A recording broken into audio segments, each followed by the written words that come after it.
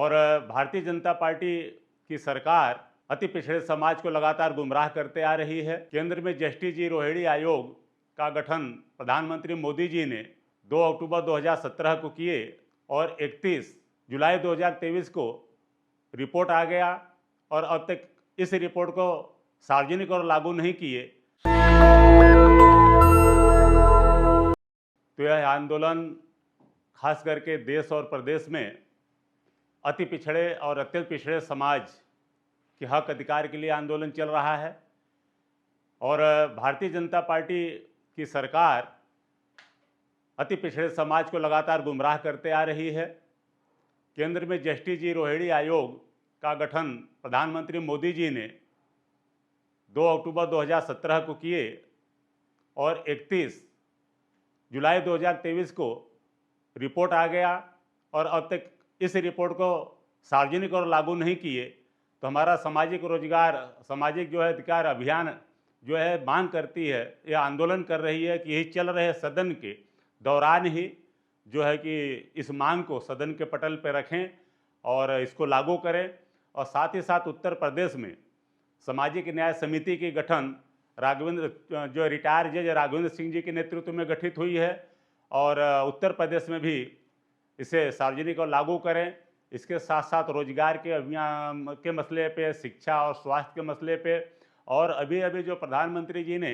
America से deal किए हैं, कृषि डील, यह भी निरस्त करने के साथ साथ ग्रामीण क्षेत्रों में महिलाओं का आर्थिक जो शोषण माइक्रो फाइनेंस कंपनियां कर रही हैं, इन सभी पे रोक लगाने के मसले पे हम कल जो है कि रोजगार सामाजिक अधिकार अभियान के तत्वावधान में Rashtravadi party, all India people's front, Bharatiya Manav समाज पार्टी और जो है कि जननायक कर्पूरी ठाकुर आरक्षण फार्मूला पे निरंतर कार्य कर रहे पटना उच्च न्यायालय के वरिष्ठ अधिवक्ता रामेश्वर ठाकुर जी समेत तमाम सामाजिक और राजनीतिक दल कल 30 तारीख को दिल्ली जंतर मंतर पे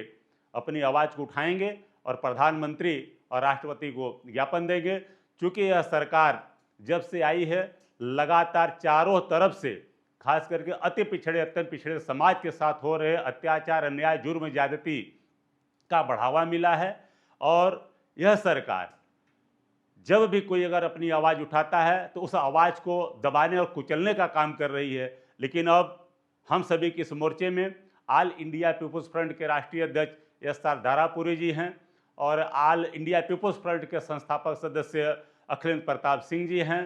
और भारतीय मानव समाज पार्टी के राष्ट्रीय अध्यक्ष केवट रामधनी बिंद जी हैं और राष्ट्रीय किसान मंच के राष्ट्रीय अध्यक्ष पंडित शेखर दीक्षित जी और रामेश्वर ठाकुर जी के साथ तमाम लोग मिलकर के हम आवाज़ अपनी उठा रहे हैं। और जब तक हमारी इस मांग को यानी ओबीसी